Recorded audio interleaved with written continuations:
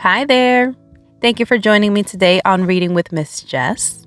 Today's story is I Am Harriet Tubman. It's written by Brad Meltzer and illustrated by Christopher Eliopoulus.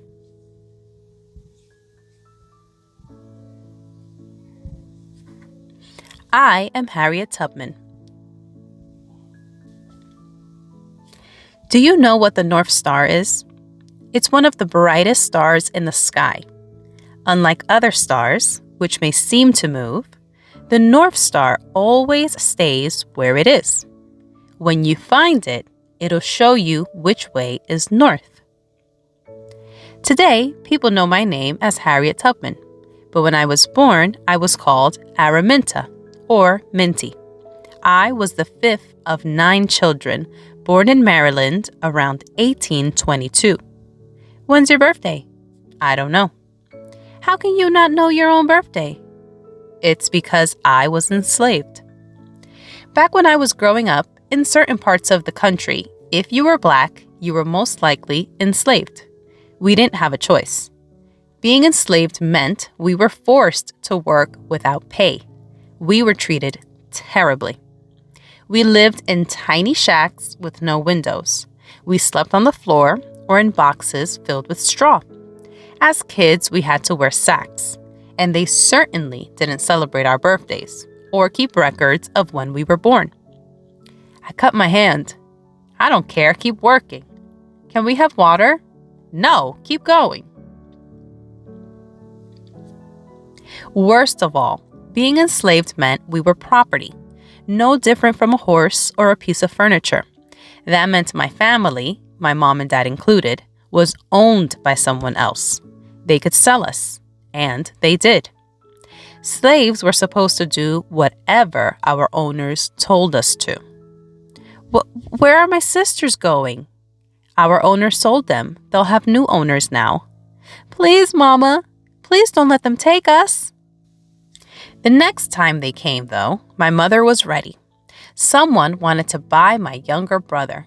She had asked other slaves to help her hide my brother in the woods for nearly a month. But eventually, they found him. It was a powerful moment, my mother standing up to those men. Was it dangerous? Definitely. But it was right. After that, they didn't sell my brother. We're here for your boy. You can't have him. What'd you say? You heard me. The first man that comes into my house, I will hit him square in the head. As early as I can remember, I loved listening to my mother tell stories. She taught me some of life's most important lessons. Being enslaved, it was against the law for us to read or write. But she told me stories from the Bible, including the tale of Moses. He was the leader of the Israelites. He led them out of slavery to freedom. Freedom from slavery, huh? I like this story. When I was around 6 years old, it was my turn to start working. I still lived with my family, but my owners hired me out to another farm. What would happen if we didn't do what they said? Our owners would whip us or worse. See that water? We set traps for muskrats in there. Get in and see if we caught any. But the water, it's freezing. You talking back to me? You get in the water or else. You stopped working? Now you're in real trouble. I know it's scary, but by hearing my story, I hope you'll find strength you never knew you had. That's what happened when I was around 7 years old. I was working in my owner's house and went to grab a lump of sugar from a nearby bowl. I'd never tasted sugar before. It looked so good. How dare you touch my sugar? She reached for something to hit me with. I ran as fast as I could. When I got to someone else's farm, I hid in their pig pen. That's how scared I was. For 5 days, I stayed there, hiding in the mud, fighting the pigs for potato peelings and scraps of food. Eventually, I was starving and came back. When I did, they beat me. But now people started to realize I wasn't afraid to protect myself. By the time I was 12, I was working outdoors every day, where the hardest work was done. I hoed, harvested, and lifted heavy barrels of flour. I got so strong and was chopping so much wood, even the men could barely keep up. How much did she chop? Half a cord. Girls can't do that much. You tell her that. Working in the fields gave me more than physical strength. It gave me time to learn from other enslaved people. Time to consider new ideas. Did you hear? 3 slaves escaped from the Brodus plantation. Escaped? They went up north out of Maryland where slavery is illegal. Up there, everyone's free, just like we should be. During that time, I spent many nights looking at the sky. My father was the one who taught me about the North Star. It always points north. That's where Black people are free, right? In the north? Exactly. Follow the North Star and you'll always know you're headed in the right direction.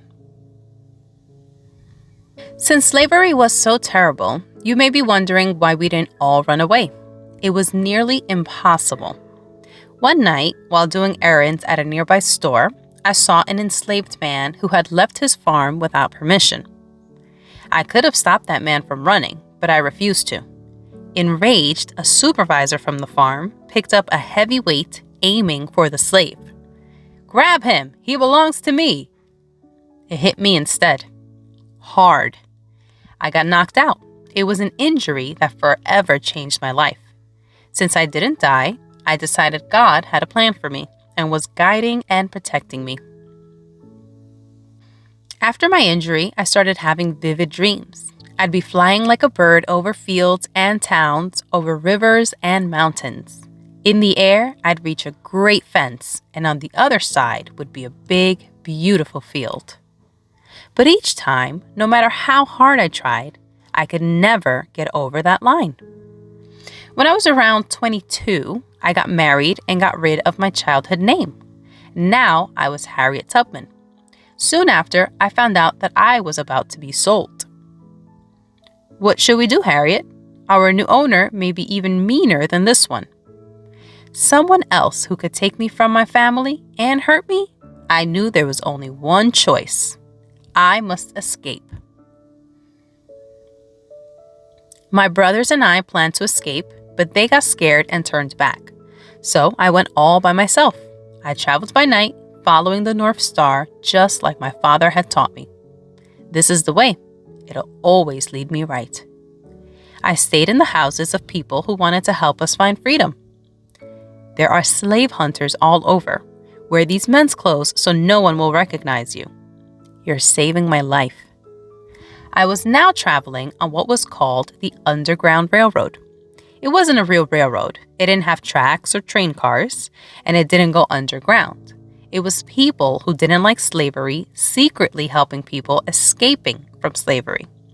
But it did have special stations, safe hiding places run by Black and white helpers we called conductors. It even had its own signals. On the Underground Railroad, we were safe. The password for the next safe house is a hoot sound, like an owl. Use that and they'll give you a place to sleep. Thank you for protecting me. Eventually, I made it to Philadelphia, Pennsylvania. Slavery was illegal there. I was free now, no longer enslaved. Soon I had a regular job, cleaning and cooking, and a regular place to live. I could have stayed there forever. But then I got news from where I used to live in Maryland. One of your nieces and her family, they're about to be sold to a new owner. What should we do? The answer was obvious. I need to go back to help them escape too. That's exactly what I did. A year after I escaped, I snuck back into Maryland. Thanks to my own trip on the Underground Railroad, I knew people who would help us. We can hide them in here. When it's dark, we'll sneak them onto a boat and get them out of the state. Harriet, you sure this is smart? If you get caught helping them, they'll sell you back into slavery. You'll lose your freedom and everything you have. No question, it wasn't safe, but it was right. In a daring escape, we snuck my niece and her family to the closest city, Baltimore, Maryland. Follow me. then out of the state to Philadelphia. So we're free now? We're not slaves anymore? You're free. They were the first people I rescued, but they certainly weren't my last. On my next trip back to Maryland, I helped free my youngest brother, whose name was Moses, as well as 2 other men. The way you're leading people to freedom, you sure I'm the one who should be called Moses? After that, I made another rescue trip, and another. I rescued family and friends. On the Underground Railroad, we used hiding places like attics, potato cellars, and barns. Some folks even built secret tunnels and hidden rooms like this fake closet. In here, you'll be safe. Come on, follow me. I also continued wearing disguises. Why are you dressed like an old lady? So no one will recognize me. Put this on. We're gonna get you out of here. Follow me. That woman, she's saving our lives. With each trip, our Underground Railroad helped more slaves escape. Soon, they started calling me the Moses of my people. Now she is the one who's leading us to freedom. It took a lot of help from other members of the Underground Railroad, like John Brown, another great leader who fought so that Black people could be free. I was so impressed with Harriet's skills and bravery, I started calling her General Tubman. To stay out of sight, I traveled by night, sticking to the back roads. I also made many of my trips in the winter when people wouldn't be outside their homes. To stay out of sight, I traveled by night, sticking to the back roads. I also made many of my trips in the winter when people wouldn't be outside their homes. Occasionally, it was so hard to walk over the mountain passes, even the bigger and supposedly stronger men would want to stop. You sure it's safe? It looks deep. The water's cold, but you'll make it. Now hurry before anyone sees us. Follow me. I always kept them going, leading the way. On this particular night, we ran out of money, but I was so committed to keeping everyone safe that I gave away some of my own clothing, including my underwear, to pay for the place where we slept. On another trip to buy some live chickens, I spotted one of my old masters, someone I used to work for when I was enslaved. As he came near me, I pulled on a string around the chicken's legs and made them flap and scream. He was so distracted by the noise, he never realized that he was this close to catching me. Over 11 years, I went back to Maryland 13 times, personally freeing around 70 people. To keep them safe, I led many of them to Canada, which is where I brought 5 of my siblings, my niece, and even my own parents. My family had been separated for nearly 7 years. The more I fought against slavery, the more I realized that the only way to win was to end slavery itself. That chance came as the Civil War began. The northern part of the country wants to stop slavery. The South wants to keep it. At first, I took care of wounded soldiers, but soon my best talents were put to use. As a master spy for the North, I led groups of scouts into South Carolina to scope out what the other side was doing. Shh, this way. They won't see us coming. Follow me. This is Secretary of War Edwin Stanton. Look at this information she has collected. Harriet Tubman and her spy ring are remarkable. Soon after, I became the first American woman ever to lead an armed raid into enemy territory. With the information we found, we successfully fought the Southern soldiers. Most important, we proved that Black people could serve in the military just as well as white people. Follow me. Eventually, the North won the Civil War and slavery ended. But that didn't mean my battles were over. I became a community activist, then traveled around the country talking about injustice. Did you know that after the Civil War, Black soldiers were still paid less than white soldiers?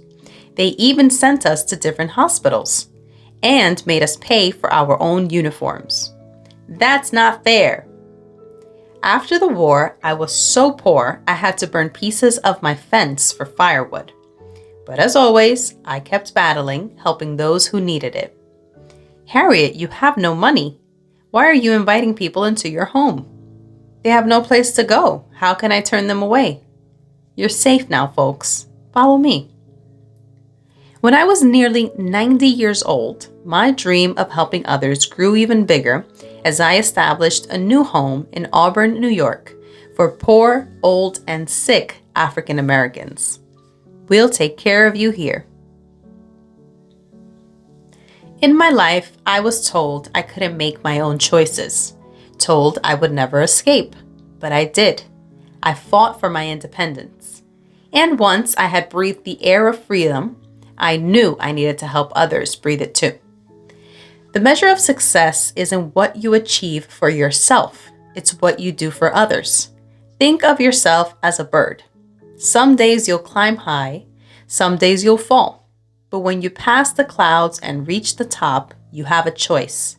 You can stay up there and enjoy the view, or you can go back down